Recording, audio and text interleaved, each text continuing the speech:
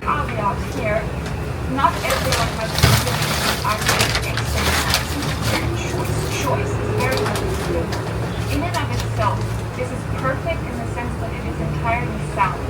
There is no part of it that doesn't make sense, that doesn't feel purposeful, and that doesn't feel exactly the way it's intended to feel. And I think that is brilliant of Steinbeck's to do, because this is a very ambitious work in and of itself, because to take theory and concept of that complexity and make it successful, that is very difficult.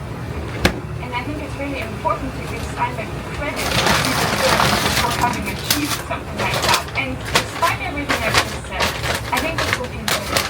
And I think that continue thinking about the book for a long time and highlighting the ending, what the ending does for the entire story, the retrospect. I can totally see why it's as popular as it is. I think it is very deserved. Also that whole analysis has to be perfect, really good. I had completely forgotten that came from this book. But, well, that is, I am pretty sure my favorite book. I love this. So yeah, thank you for being here. I hope you're having a nice day. If you're not having a nice day, that is fine too. Thinking about something away. And I'm already looking forward to seeing you again next week. And until then, para bypass ko bukas, din ako lalabas. Kasi lalabas na ako kapag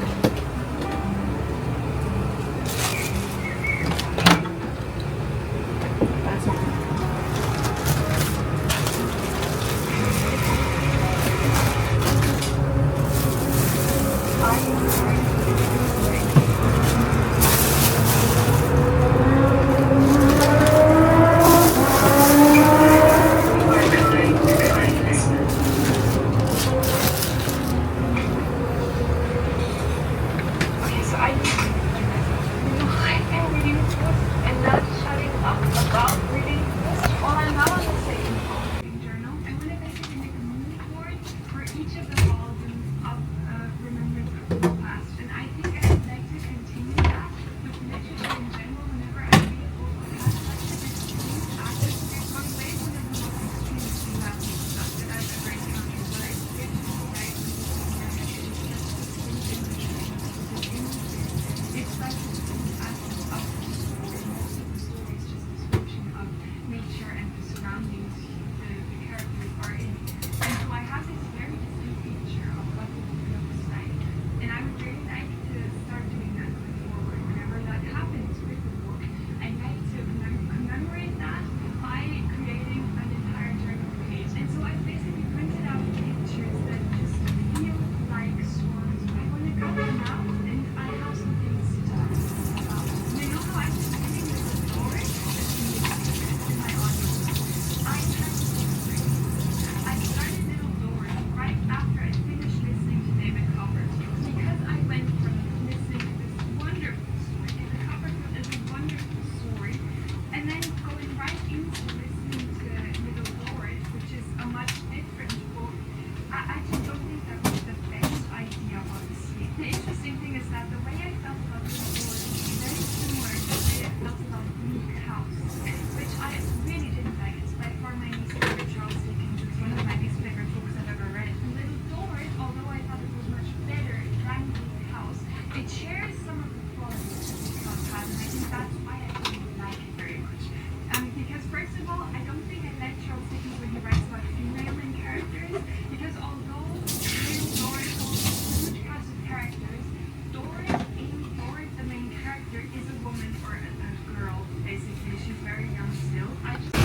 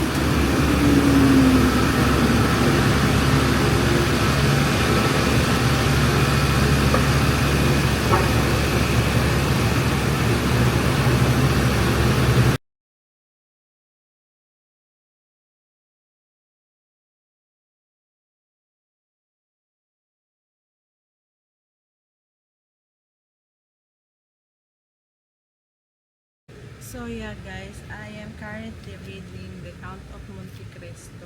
Actually, I have two copies of this, the cloth bound and the soft bound copy. Kaya bumili ako ng soft bound kasi guys, yung cloth bound madaling masira. Feeling ko lang kasi much better na ito ang dalhin mo pagka-travel ka kaysa doon sa cloth bound. Kasi ang nagsisaya sa cloth bound, ito meron ng ano sa akin. Kaya, yeah. So I'm currently at page 33 right now. Ayan, sa page 33. So, bumili nga pala ako ng index. Kaso may tusok siya. Maling tusok. Hinat ko kaya ganyan.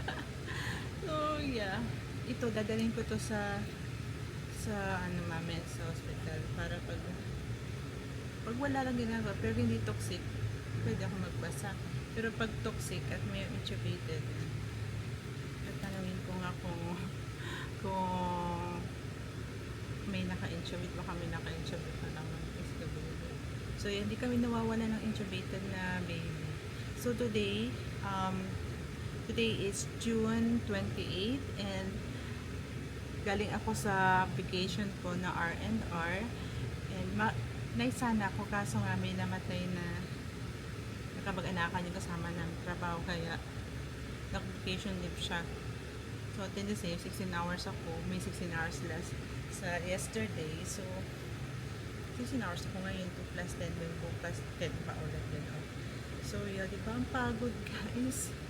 So hindi na ako nakabili ng mga pasalubong kasi late naman dumating yung kapirahan, di ba? Binayad ko na yung kapirahan, so kabayad ko lang naman dito sa kundi yung kalahati. So yun, di ba? So yun, that's all. 2,000 years later.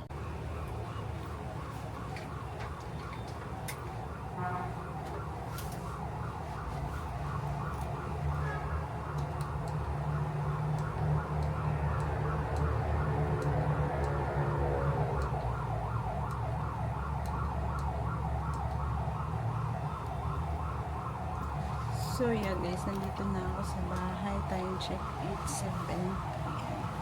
So yan, magbibihis muna ako and 16 hours duty ako ngayon and mamaya 10 pa ako. So bukas ako. Grabe dito guys. The next day. The kind of genre or edition of vintage classics I love are the different author series they do. So for example, the Virginia Woolf series that I think is probably the most beautiful thing I've ever seen. And yes, I did buy all of Virginia Woolf's books even though I didn't already own them. The same goes for Jane Austen. I just love each author's kind of set look and how beautiful they all look like lined up together, and also the fact that it's smaller, quite chunky, and yet again, one thing I think I'll say kind of books that really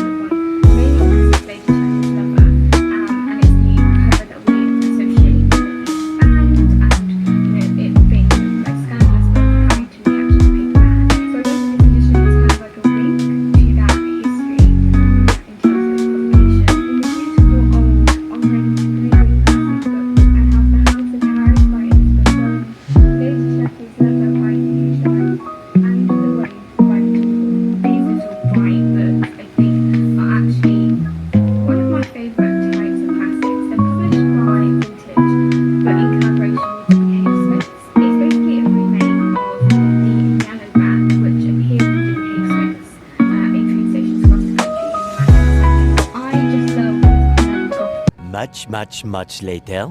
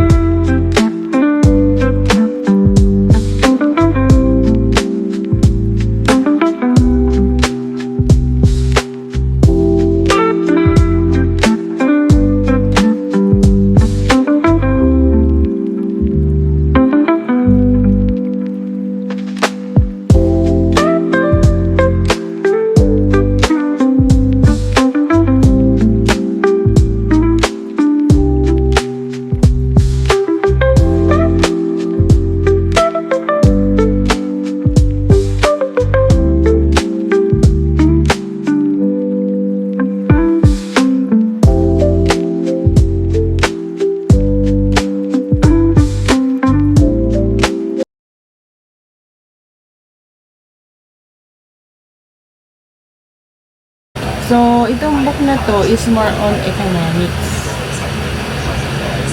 This is Capital Volume 1 by Karl Marx. Medyo makata 1,000 pages. And yung pa lamang kanyang introduction is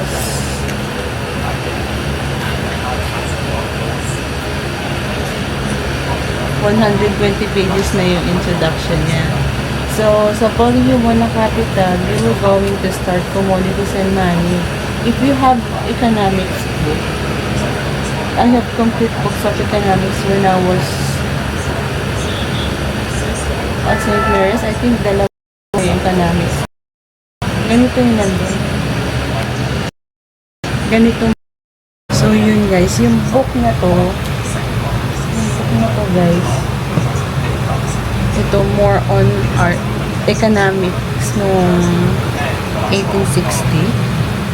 It talks about the wages noon and yung economic nila, yung the way of living, about the money, like ilang oras ng trabaho is equivalent to 3 shillings. Shillings siguro yung pera nila, like that. Pero wala pa akong volume 2 and 3. Ganito din kakapal yung volume 2. Yung punta kasi ako sa Holy Book last May 30. Meron sa volume 2 and 3 nito. Makakasama ito. Hindi ko lang ito pinili. Tapos nung nagpunta ako sa Holy Book Makati, nakita ko din ito. Hindi ko lang siya binili kasi feeling ko more on economics. Hindi siya story. Pero nung nabasa ko siya,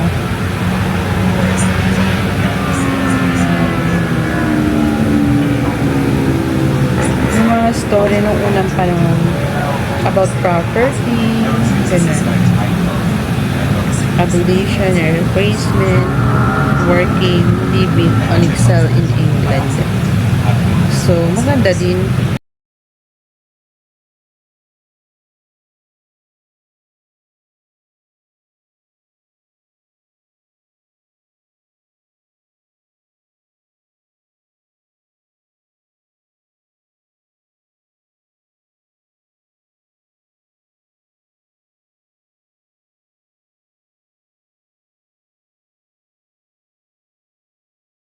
So yeah, papasok na ako maya-maya and see you tomorrow.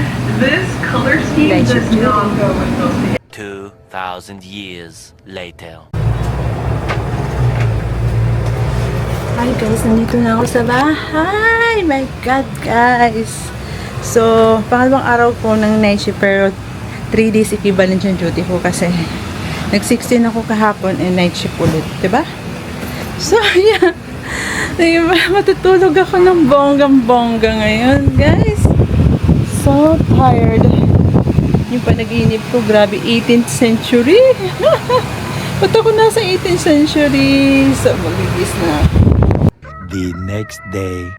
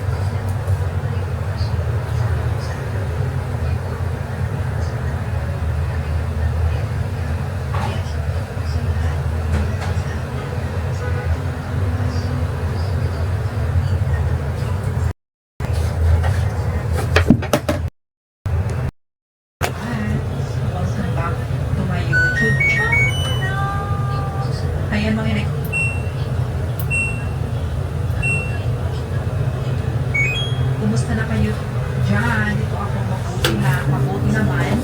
And so far, ngayon lang tayo nakapag-videos kasi sobrang busy. And ngayon lang tayo nakapag-create ng videos natin. Okay? So as you can see, it's a day of summertide tayo. Dito na natin ulit sa aming kwarto. So mostly ko talaga ginagawa yung cleaning ko pag-cleaning. Nakapagpunta ako. Every sa kanya. Kasi nga, may pangating kong tayo. So ayun lang mga guys. So hello mga